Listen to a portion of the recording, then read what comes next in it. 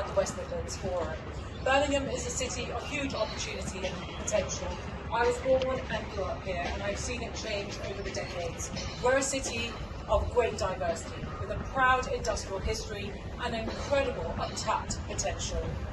Our reach is global, and this year, of course, we will host the Commonwealth Games, giving us the opportunity to showcase our vibrant culture, our commerce and competitors. And our economy is bigger than some countries, and we are the youngest city in Europe. We've got so much more potential here, and that is why the Levelling Up slogan has captured people's imagination. But actually, it's up to us to define and see what that actually looks like for our city. We believe that levelling up means increasing the pace and scale of growth in an inclusive way so all people and places benefit.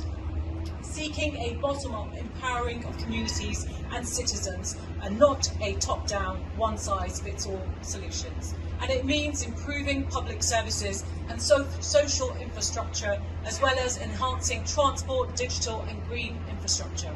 And critically, we must improve the outcomes and opportunities for all citizens and all parts of our wonderful city. Even as the government falls apart before our own eyes, the work of Parliament goes on, and the cooperation between MPs in our great city continues and goes on, and the Levelling Up agenda will as well continue. One of Parliament's best kept secrets is that MPs from different parties do in fact work together, and of course we do get along. APPGs are an important platform for that work. And it is in that spirit that I will proudly co-chair the all-party parliamentary group for Levelling Up Birmingham with my friend Andrew Mitchell, the Member of Parliament for the Royal Town of Sutton Coldfield.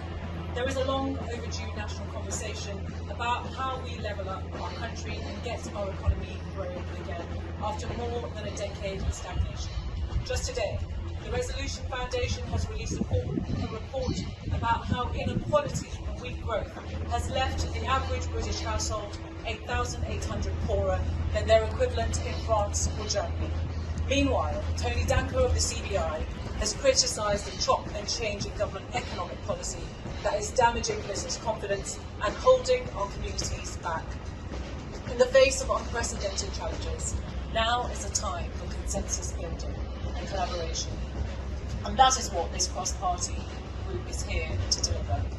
Because let's be clear, our city has its challenges. The place I represent myself is really a tale of two constituencies. Leafy pockets of family homes where people are working hard, raising their children and doing very well, roads over from some of the highest levels of deprivation in the country.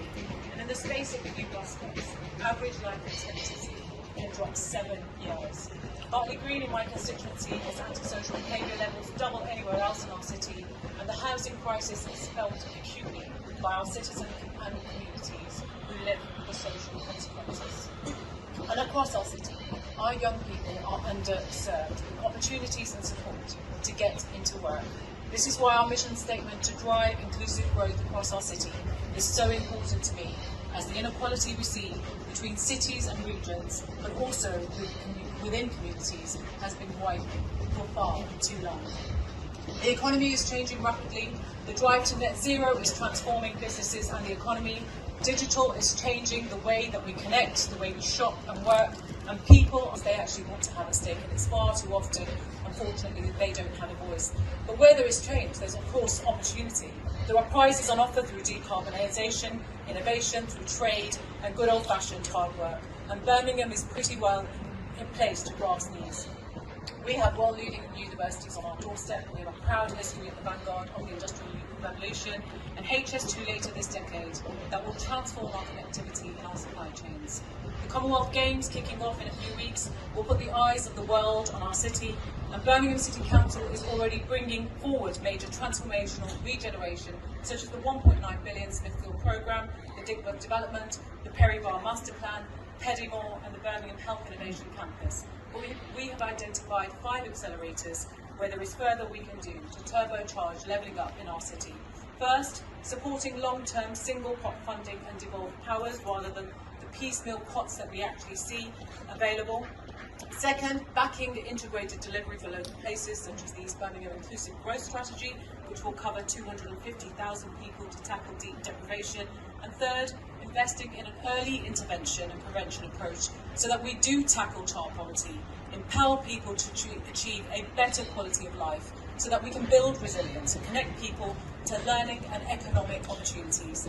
Fourth, delivering green and digital infrastructure, including a green, reliable, frequent and affordable transport network to bring our city closer together and multiply opportunities wherever you are. And finally, we have got to back an at-scale housing retrofit programme, creating those jobs, accelerating the green transition and bringing down people's bill in the process.